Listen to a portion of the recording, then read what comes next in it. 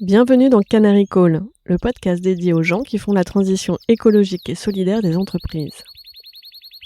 Dans les mines de charbon, le canari, plus sensible que l'homme à la qualité de l'air, alertait les mineurs en cas de fuite de gaz toxiques.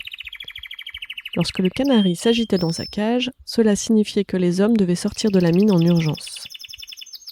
Je suis Perrine Grua et j'ai créé ce podcast pour amplifier la voix de celles et ceux qui réussissent à conjuguer au présent leurs talents, leurs convictions personnelles, les besoins du monde avec leur métier. Avec Canary Call, mon objectif est aussi de convaincre de miser sur ces canaris qui sonnent l'alerte et agissent juste à temps. Leur engagement est contagieux. En les écoutant, les portes des possibles s'ouvrent et l'envie d'agir nous gagne.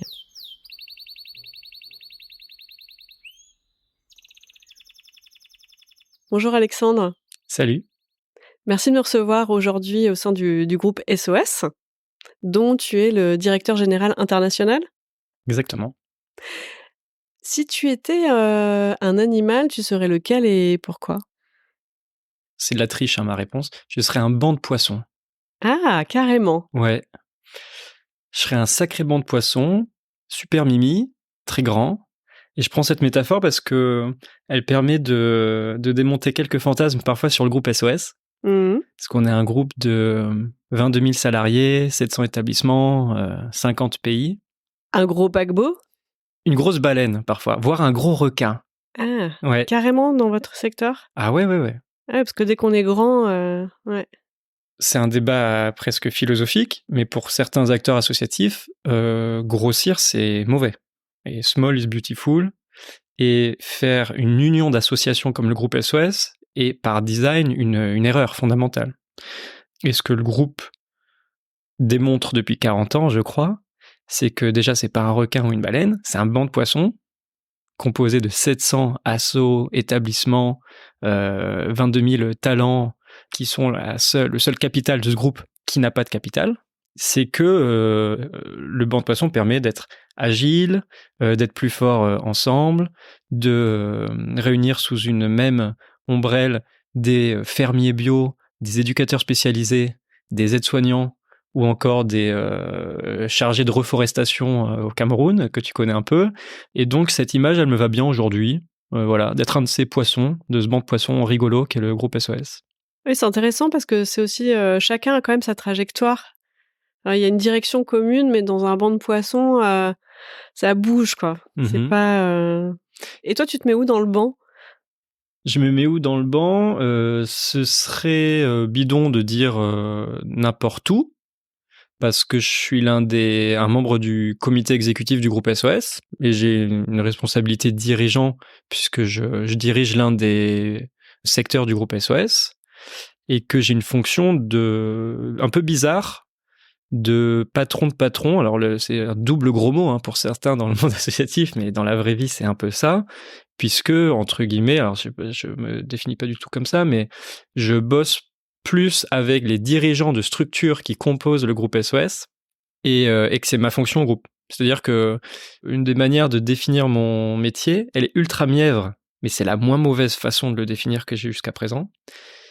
C'est que j'aide des patronnes et des patrons à être la meilleure version d'eux-mêmes pour que l'asso qui dirige, ou l'entreprise sociale qui dirige, soit la meilleure version d'elle-même. Donc je ne sais pas comment lier ça à la métaphore du banc de poissons. En tout cas, j'essaie de faire en sorte que les quelques poissons de cette fraction de salariés du groupe SOS, qui est 500 personnes en France et principalement à l'international, aient les moyens d'être aussi chouettes qu'ils peuvent l'être. J'aime bien le mot « aide » à côté du mot « dirigeant » parce que finalement, il y a vraiment cette notion d'être au service de ses équipes. C'est pas toujours ce qu'on entend dans la définition d'un poste de dirigeant, donc ça fait plutôt sens, je trouve. Alors, c'est une définition peut-être à l'ancienne. Je sais pas, il y a peut-être une facette générationnelle à ce sujet. Moi, j'ai 31 ans, j'ai jamais été impressionné par les patrons qui font des effets de manche. J'ai toujours été impressionné par les patrons qui chérissent les moments où ils sont moins bons que les personnes avec qui ils bossent. Qui t'inspire, justement, dans les dirigeants qu'on disait finalement il y a des gens que j'admire et j'essaye de m'en inspirer. T'as des personnes en tête? Parce que c'est un vrai sujet en fait aujourd'hui.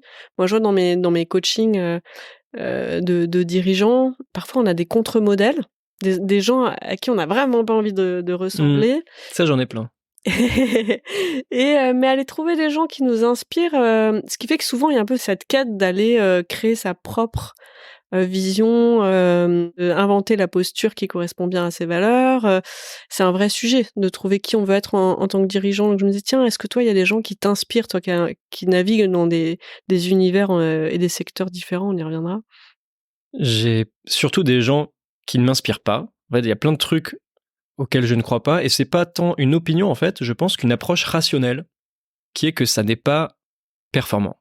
Et donc les contre-modèles, c'est pas tant que j'ai une opinion d'horizontalité à tout prix, d'entreprise libérée à tout prix, j'ai plein de réserves sur plein de concepts, même si je les fais miens à plein d'égards, et sans être nécessairement lèche-bot du groupe SOS, j'admire beaucoup des équipes dirigeantes du groupe SOS, qui est un groupe qui par nature est un groupe de terrain, qui est né il y a 40 ans dans la lutte contre les addictions, le sida, et puis de fil en aiguille, tout un tas d'établissements qui inventaient des solutions à des problèmes qui n'en avaient pas.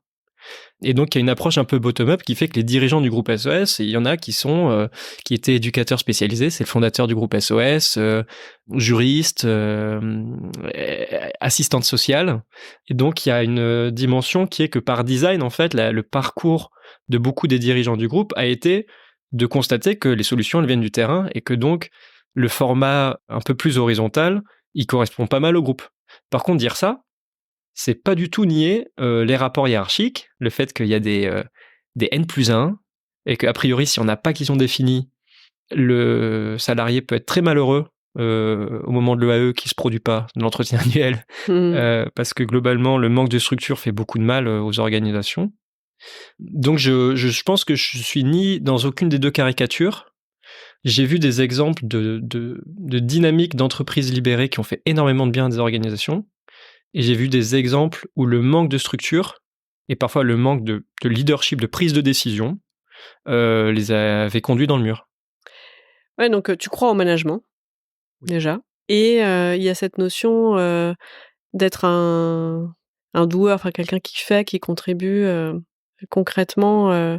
En tout cas, c'est ça la vision, de faire émerger des vraies solutions concrètes et d'être dans l'action, dans la performance. Parce que c'est vrai que souvent, en fait, ce que les entreprises ou les collaborateurs ou les collaboratrices envient à celles et ceux qui travaillent en ONG, c'est de servir directement l'intérêt, d'être au service de l'intérêt général. Aujourd'hui, on a envie de dire, on aimerait bien que toutes les entreprises aussi aient ça en ligne de mire. Toi, tu as déjà navigué dans les deux mondes. Comment t'es arrivé là, en fait? Quel a été ton parcours? Eh bien, j'ai toujours été à la jonction du public et du privé, de l'intérêt général et de l'entrepreneuriat. Un de mes premiers jobs, c'était d'être volontaire dans une ONG d'enfants des rues aux Philippines. J'ai bossé en cabinet ministériel à la réforme de l'État. Et de l'autre côté du spectre, j'ai bossé dans le conseil et la finance à Shanghai, à Casablanca et à Stockholm. J'ai fait une école de sciences politiques, mais aussi une école de commerce.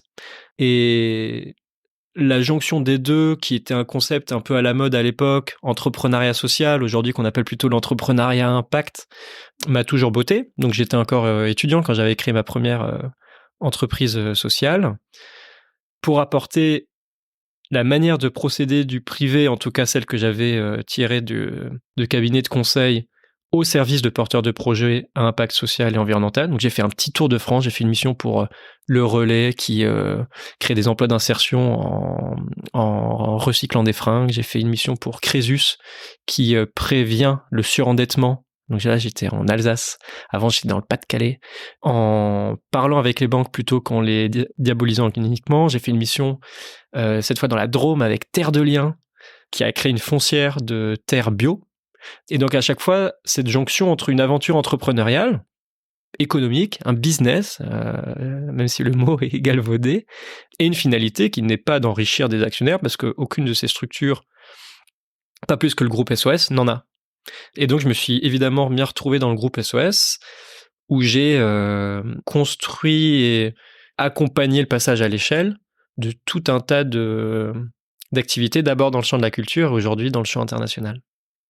Donc finalement, performance et impact, ça peut se conjuguer? C'est Ouais, quoi mais la c'est pas les mêmes limite? termes. Ouais. Quand j'étais au BCG, Justement parce que ça serait bien que tu nous mettes un peu de concept, ouais. et de clairvoyance là-dessus parce que c'est vrai que souvent c'est des mots, qu'on oppose. C'est-à-dire, on mélange, hein, on se dit: «Tiens, on peut pas, faire de croissance et durabilité ou pas d'hypercroissance et durabilité», puis on mélange ça avec performance. Donc comment est-ce que Mmh. toi tu modélises ça dans ton approche?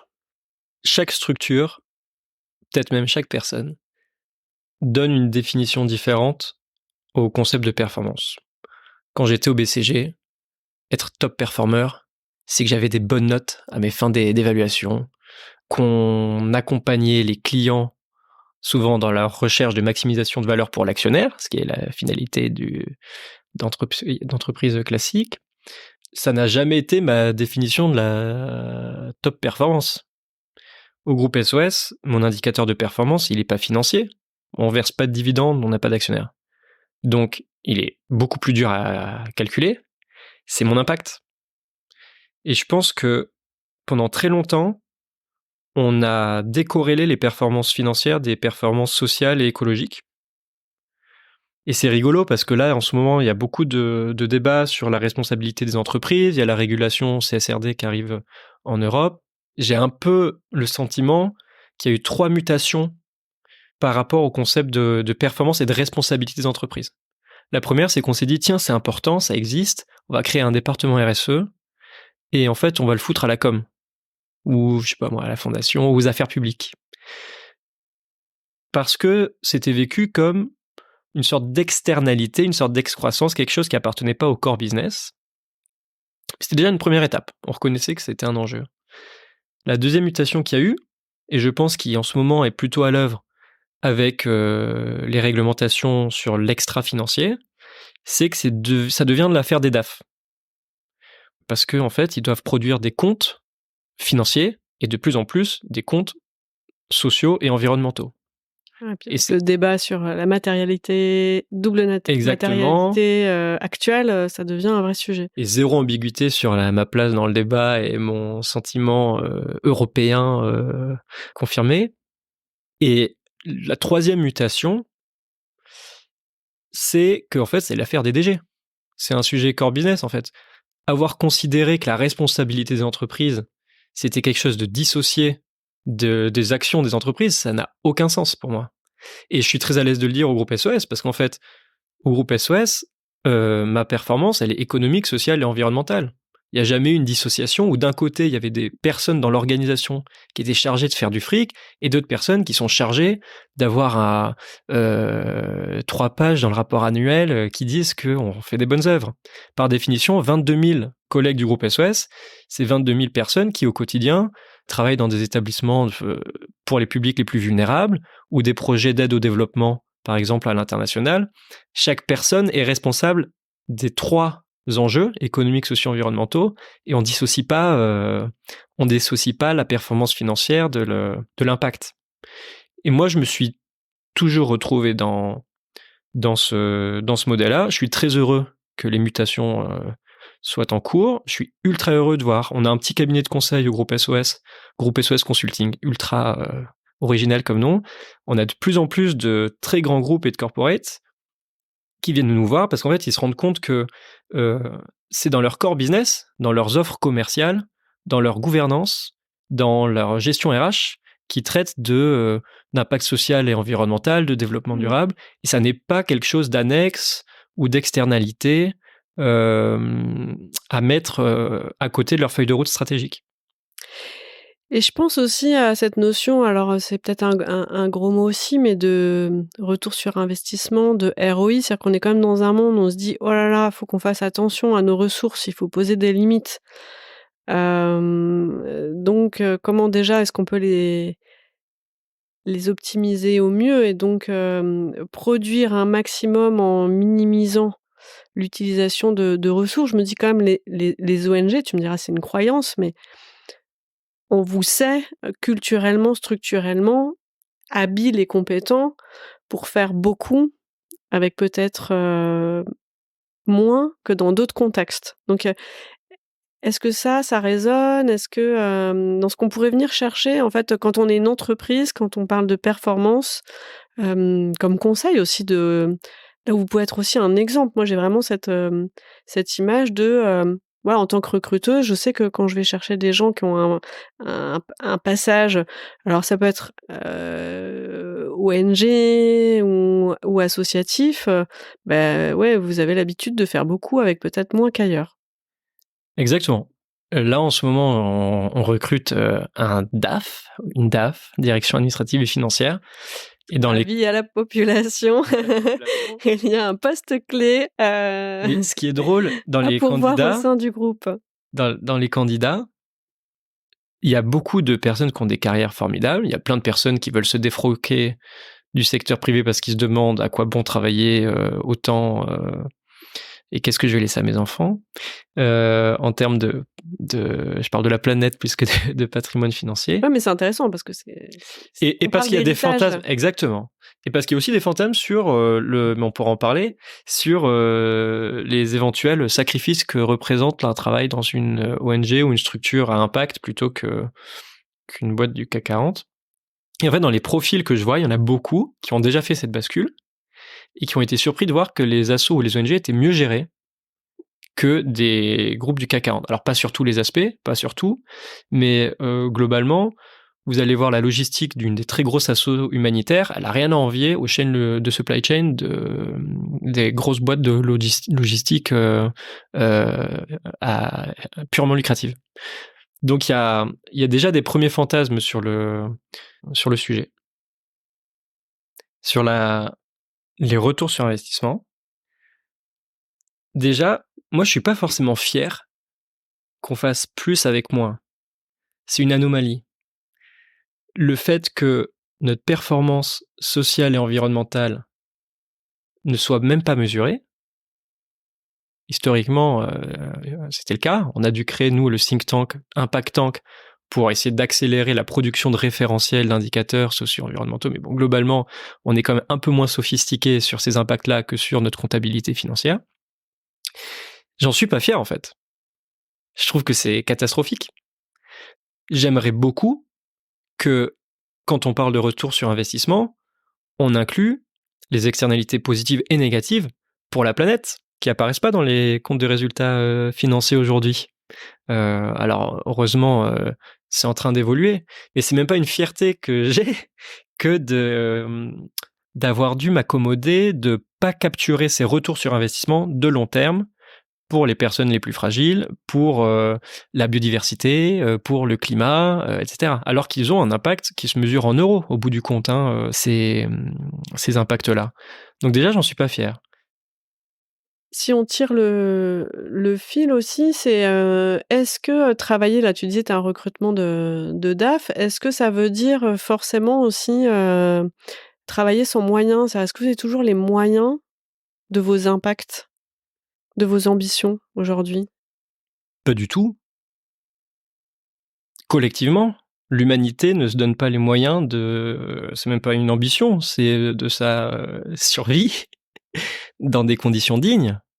Parce qu'à l'heure où on se parle, l'humanité ne se donne pas les moyens de lutter contre 700 millions de personnes qui vivent en extrême pauvreté, de 41 000 espèces en voie d'extinction, d'inégalités croissantes entre 1% de la planète qui détient entre 50% et 2/3 des richesses en fonction de comment on les mesure, etc., etc. Donc, collectivement, on ne se donne pas les moyens du tout d'être à la hauteur de la crise écologique, mais aussi sociale.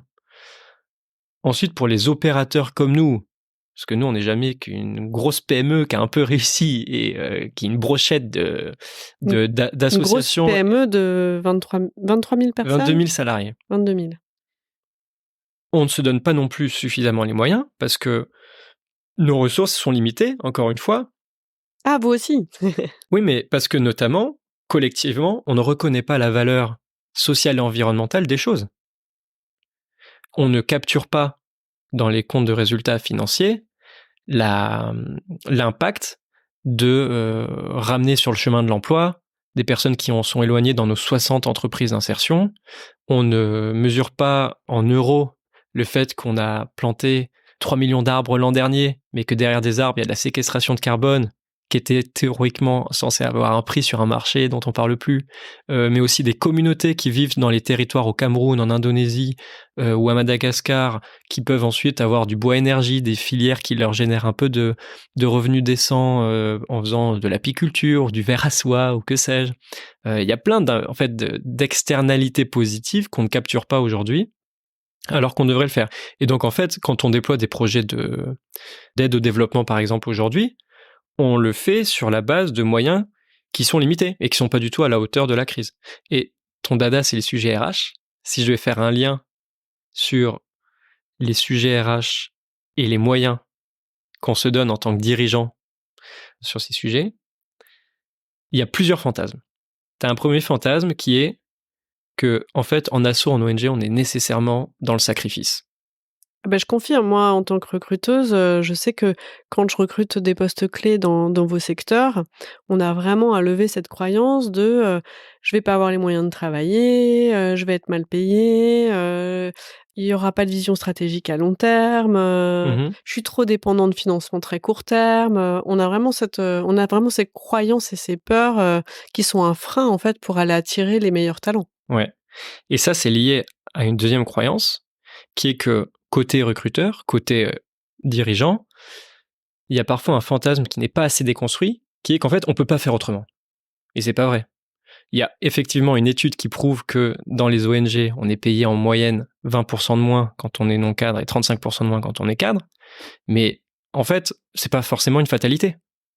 Au groupe SOS, on essaie de faire mieux que la moyenne du monde associatif. On essaie de faire en sorte que ce soit un sacrifice pour personne de bosser chez nous. Est-ce que c'est facile à faire? Non. Est-ce qu'on est parfait? Non. Mais en tout cas, je pense qu'on a accéléré cette dynamique-là de professionnalisation, d'exigence vis-à-vis de nous-mêmes en tant qu'employeurs. Et c'est un plaidoyer que nous, on doit porter vis-à-vis de nos financeurs, de nos clients, de nos bailleurs. Oui, ça coûte plus cher, peut-être, d'aller dans une boutique Altermundi que d'aller sur Alibaba.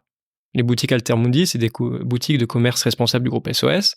Ça coûte moins cher parce que, a priori, c'est un peu plus made in France, avec des exigences sur les conditions de travail, les Oui, donc c'est matériaux plus qui sont cher, tu veux utilisés. dire? Exactement. Et ça nous appartient d'assumer qu'en fait, le prix de vente final, il sera un peu plus élevé.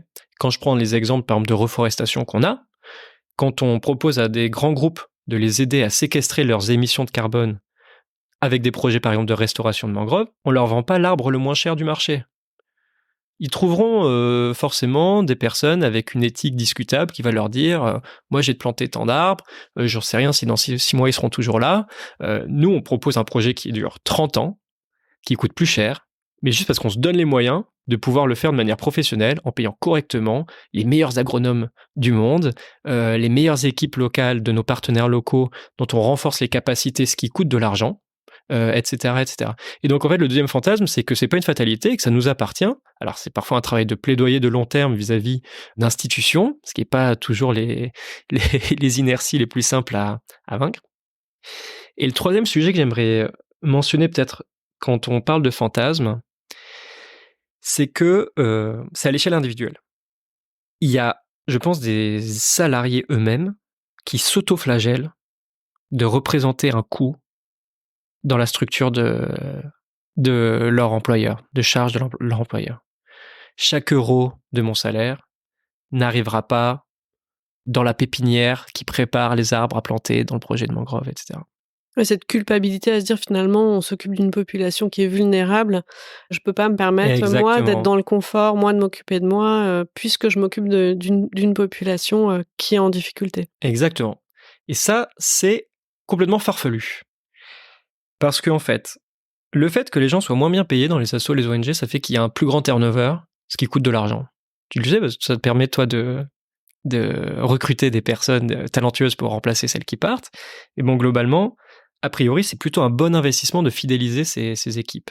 Oui et puis, finalement, c'est pas forcément tu sais, quand on fait appel à un recruteur, c'est pas forcément sur les postes où il y a beaucoup de turnover. C'est quand effectivement, c'est des compétences qui sont, soit compliquées à conjuguer, Oui, ce qui peut être, une expertise technique, forte et une capacité à travailler dans un secteur spécifique ou dans une culture spécifique ou sur des chantiers spécifiques.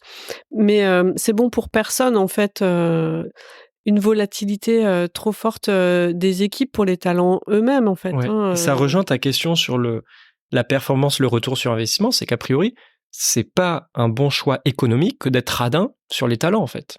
Mais non, puis pareil, moi, c'est-à-dire que si je vous recrute des gens et qui partent au bout de 18 mois, vous allez pas travailler avec moi, vous me dire: «Mais elle s'est trompée en fait, Mmh. elle m'a recruté quelqu'un qui en fait était pas d'accord, était pas OK sur le fond ou n'avait pas la capacité voilà d'ajuster ou de faire ses choix de Mmh. vie par rapport à ce qu'imposait le contexte», non, Ouais. c'est personne n'est gagnant. Et j'ai, une théorie qui est un peu borderline là-dessus.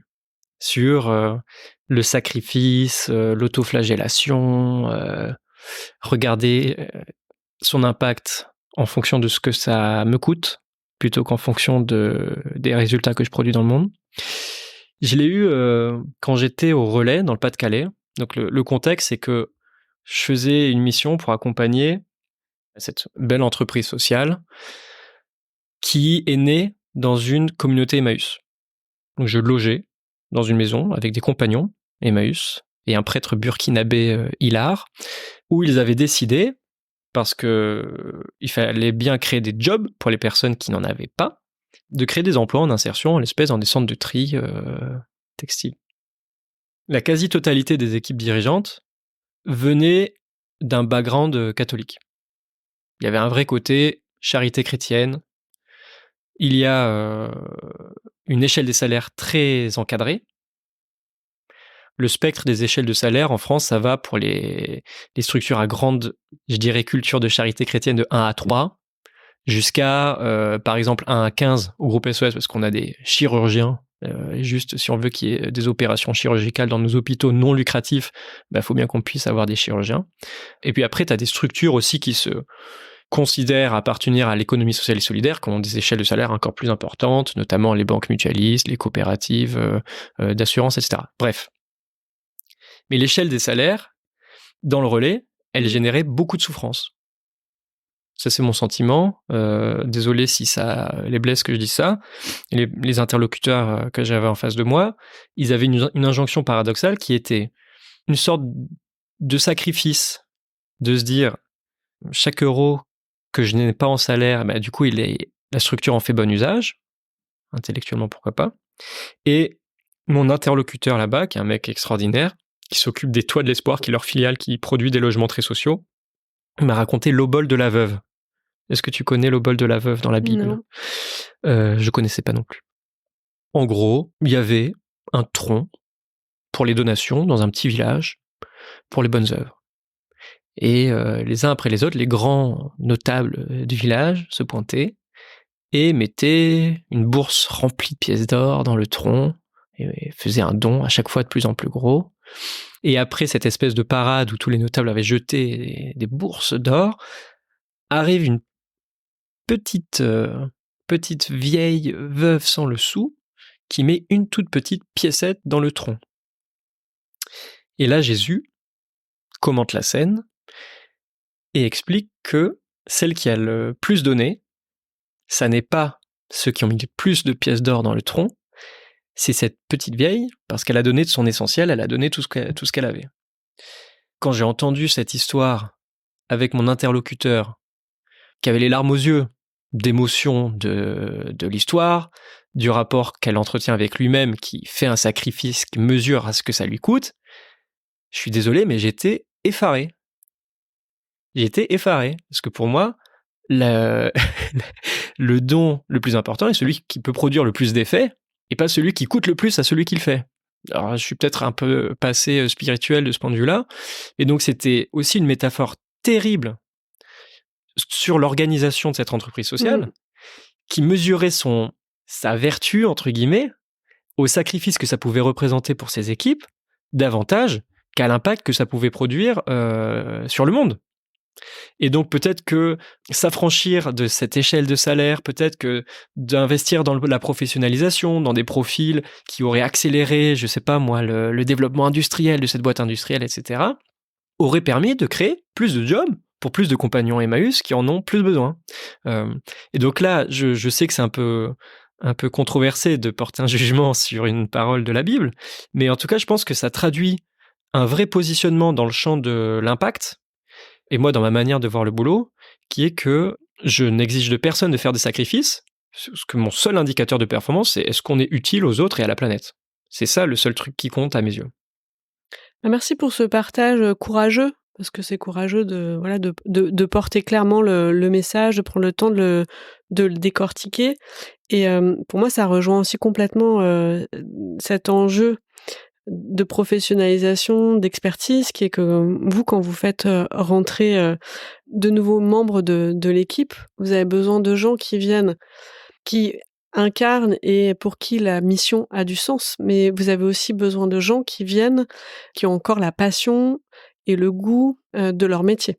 Et l'un ne va pas sans l'autre. C'est-à-dire, ça peut pas être quelqu'un qui vient que pour la mission. Il faut qu'il y ait aussi cette petite part peut-être qu'on pourrait dire égoïste, de dire je vais venir et je vais continuer de me développer dans mon métier, je vais continuer à apprendre, je vais continuer à grandir, je vais servir égoïste. À quelque chose. C'est dans l'intérêt de tout le monde. Quelqu'un qui est bien dans ses pompes, il bosse mieux en fait. Et si son boulot c'est de faire du bien aux autres, tout le monde est content. C'est même pas... Et ça c'est un autre sujet philosophique, désolé, j'ai pas envie de faire le relou à citer 3000 trucs, mais... On demandera aux auditeurs, est-ce que c'est relou les citations, relou, mais moi ça va, tu peux y aller. J'ai une deuxième petite histoire, mais de toute façon j'en ai que 2, donc comme ça maintenant je suis à poil, j'ai plus rien. C'est une pièce de théâtre de Labiche qui s'appelle Le Voyage de Monsieur Perrichon, qui est une pièce, je pense, à l'époque de boulevard, sans forcément de grandes prétentions philosophiques. Et ça raconte l'histoire de ce riche industriel qui a une fille magnifique, dont sont tombés amoureux 2 mecs au bal, la veille de leur départ en vacances dans les Alpes. Et donc les 2 mecs s'incrustent dans le train pour suivre la fille magnifique et tenter de la convaincre et de convaincre sa famille qui sont les meilleurs prétendants à demander sa main. Ils font une sortie en montagne un jour avec Monsieur Perrichon, la fille et l'un des 2 prétendants. Et lors de cette visite, Monsieur Perrichon se pète la gueule. Il tombe dans une crevasse. Oh. Et là, le prétendant se frotte les mains. C'est un moment idéal. Il court, il lui tend la main, il le sort de la crevasse, il le sauve. Il s'est dit, c'est génial, c'est dans la poche, j'ai sauvé la vie de son père, évidemment qu'il va me laisser la main de sa fille. Sauf que Monsieur Perrichon, il est dégoûté. Il était vulnérable. Il s'est fait sauver par quelqu'un d'autre.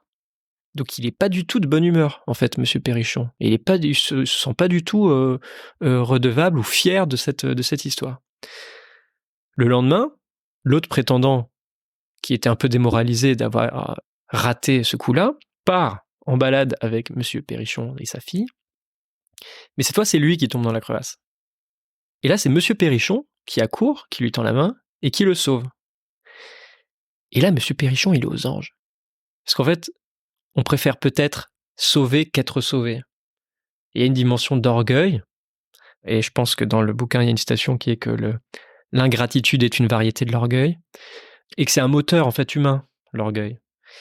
Et donc si on lit ça au moteur qu'on a tous au fond de nous, moi, peut-être mes 22 000 collègues, toi, de ceux qui s'engagent et dont le job est d'aider les autres plus que soi, ce qui est quand même une vraie distinction entre les structures impact et les autres, il faut peut-être accepter l'idée que c'est aussi parce que ça nous procure du plaisir et qu'aider les autres, ça fait du bien, et que ce qu'on peut qualifier d'égoïsme, en fait, on n'est peut-être pas forcément, ou alors qu'il faut requalifier, est-ce que l'égoïsme ou l'orgueil, c'est une bonne ou une mauvaise chose?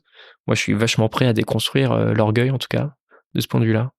Ah bah, ça résonne complètement aussi, finalement. C'est souvent un sujet d'accompagnement en coaching. Hein. Comment sortir du triangle vicieux bourreau, sauveur, victime, Dès qu'il y a un sauveur, il y a un bourreau, il y a une victime et les rôles vont tourner de toute façon. Donc, se reconnecter à sa puissance, à son plaisir, à sa joie, c'est un des moyens. Donc, ça résonne bien.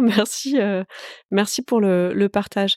Et alors, pour mettre ça en œuvre, vous avez besoin de quoi? Parce que finalement, tu m'expliquais que dans votre fonctionnement, pour ceux qui ne connaissent pas, finalement, vous avez des financeurs et des équipes qui mettent en place des actions et vous avez la mesure de la performance, On a de ces autant de actions? modèles économiques qu'on a de filiales en réalité. OK. Donc, les financeurs d'un hôpital non lucratif, c'est la Sécu. D'un centre pour la protection judiciaire de la jeunesse pour des jeunes qui ont un parcours de vie difficile, ça peut être le département, par exemple. Et on va gérer pour le compte du département un établissement avec tant de bénéficiaires par an, etc. Dans nos entreprises sociales, c'est des social business, c'est-à-dire que on a un traiteur d'excellence, traiteur T, avec une adresse sur les Champs-Élysées. L'événement que tu peux y faire, il sera très cher et très prestigieux. Et nous, on le crie pas sur tous les toits, mais c'est une structure d'insertion. Notre indicateur de performance, c'est combien de personnes éloignées de l'emploi on a rapproché de l'emploi. Donc en fait, tu as autant de modèles économiques que de structures. Donc ce serait difficile de dire de quoi on a besoin. Nous, ce dont on a besoin, c'est le moteur de nos 22 000 collègues en réalité. C'est cultiver cet esprit entrepreneurial qui est que s'il y a un besoin qui est mal pourvu, a priori, il ne tient qu'à nous d'inventer une solution. C'est ça le vrai moteur du groupe SES. Le groupe SES n'a pas de capital financier. Son seul capital, c'est ces 22 000 poissons du banc de poissons, pour reprendre la métaphore du début. Donc après, individuellement, nous, on porte des plaidoyers pour alimenter les moteurs du changement systémique qui est à l'œuvre. Parce que pour dire deux mots de mon métier un peu plus en détail, moi, j'ai des tonnes de collègues qui s'occupent principalement en France des établissements du groupe SOS, de la prise en charge de bénéficiaires directs en situation d'addiction, de handicap, d'enfance en danger, de dépendance senior, etc., etc. Mais à l'international, on a surtout des structures qui ont un impact indirect sur le monde. C'est-à-dire qu'on a des ONG qui font du renforcement de capacité. Par exemple, notre ONG Santé Sud n'a pas vocation à envoyer des toubibs faire des consultations au fin fond de Madagascar. Santé Sud va former des professionnels de santé, structurer des associations de patients, accompagner la structuration des systèmes de santé publics.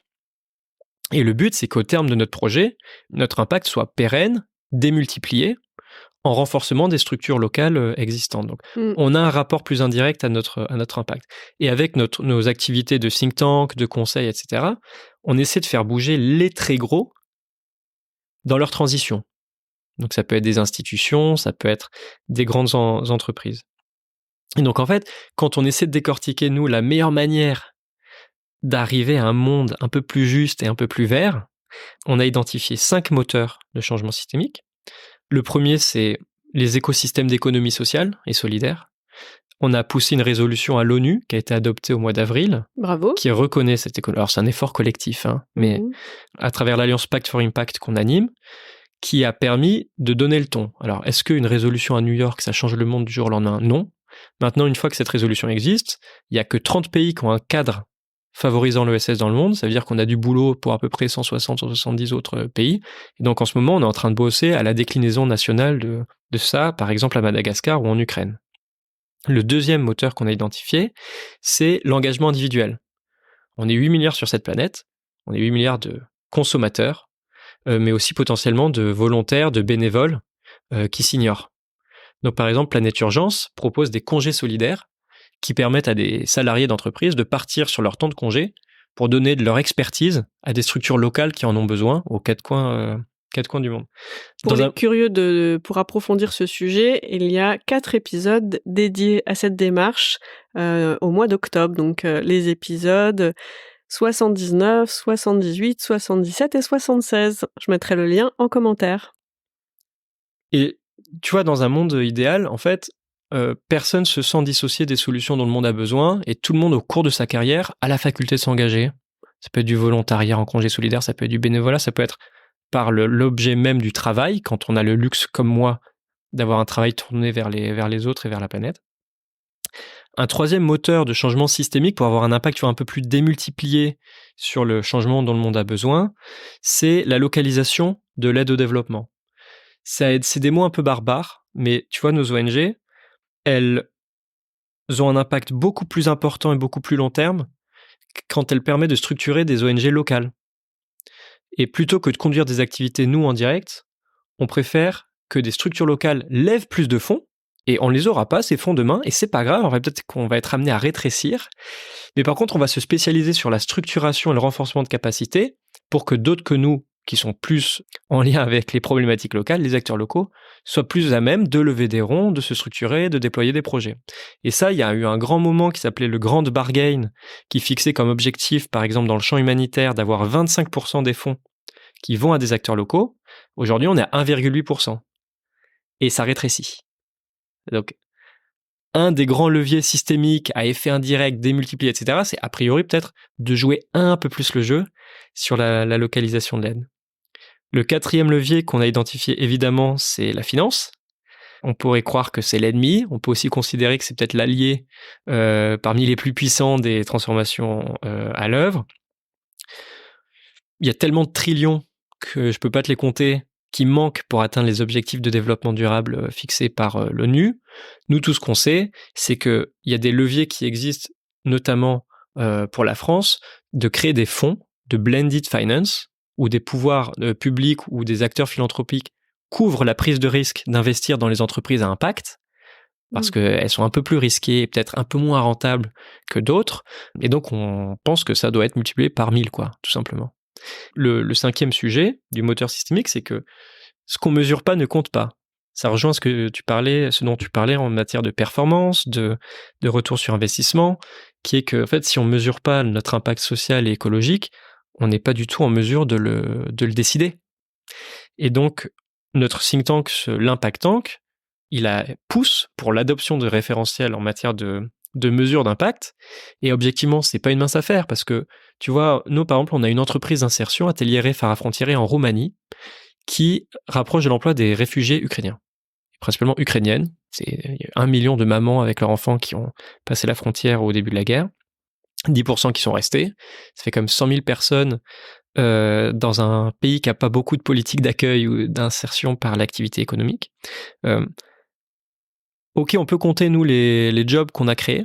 On peut compter le nombre de personnes qu'on a permis d'inscrire à l'école, de trouver un logement décent, d'apprendre le roumain, d'être accompagné dans la recherche d'emploi, puis dans la prise de fonction, etc.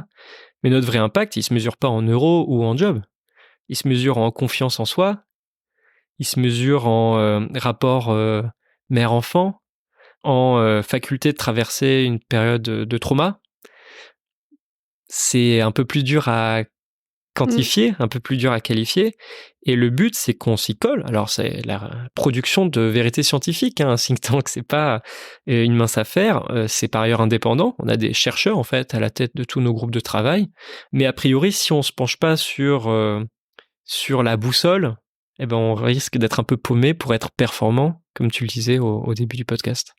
Oui, parce que c'est vraiment cette question finalement de boussole et de mesure de ce qui est régénératif. Un mot peut-être à la mode, tendance, mais qui a un sens quand même, et aller mesurer ce qu'on régénère, déjà chez soi dans les équipes et à travers vos actions. Bah, c'est pas une mince affaire de rendre ça tangible et concret et défendable pour mettre les moyens en face, en fait. Je voudrais revenir, il y a une phrase que tu as dite qui m'a marquée. Tu as dit s'offrir le luxe d'avoir un emploi tourné vers les autres. J'ai trouvé ça chouette comme formule, s'offrir le luxe. Voilà, au regard de la discussion qu'on a eue. Ouais. Voilà, c'est encore un fantasme à briser. Bosser dans une structure à impact, c'est luxueux en fait. Qu'est-ce qui est luxueux pour toi ? De mesurer ma performance à mon impact pour les autres et la planète plus que à des dividendes d'actionnaires. Ça, c'est un privilège inestimable. Alexandre, pour conclure, quel est ton canary call, le message que tu as envie de passer au plus grand nombre, ou ton cri d'alerte, ou voilà, ce que tu as envie de partager là maintenant ? Il est très bateau, c'est que la solution, elle appartient à tout le monde, qu'on ait 8 milliards sur Terre, donc on est 8 milliards d'acteurs de changement, Nous, on parle de changement systémique de plus en plus, mais en fait, quand on y pense, changer le système, en fait, le système, il est composé de nous tous, de 8 milliards. Donc, en fait, on a tous la faculté de s'y mettre. Et pour apporter peut-être une vision un peu moins bateau et qui brise peut-être un fantasme, c'est Décidément, on est en thème de la mer. c'est clair. C'est que c'est pas si compliqué que ça. C'est pas forcément sacrificiel d'en faire son métier. Ça rend très heureux d'en faire un engagement bénévole. Ça rend très heureux et ça a même un retour sur investissement plutôt positif en tant que consommateur, si on a une vision de long terme. Donc voilà, mon message c'est ça, c'est que la solution nous appartient tous et qu'en fait elle coûte beaucoup moins qu'on le croit. Merci Alexandre. Merci beaucoup. Merci pour votre écoute. Pour être tenu informé de la diffusion des nouveaux épisodes, je vous invite à vous abonner au podcast sur la plateforme de votre choix et à suivre les comptes de Canary Call sur les réseaux LinkedIn, Twitter, Instagram, YouTube et Facebook. Pour amplifier la voix de mes invités, n'hésitez pas à commenter, partager ou même offrir vos étoiles.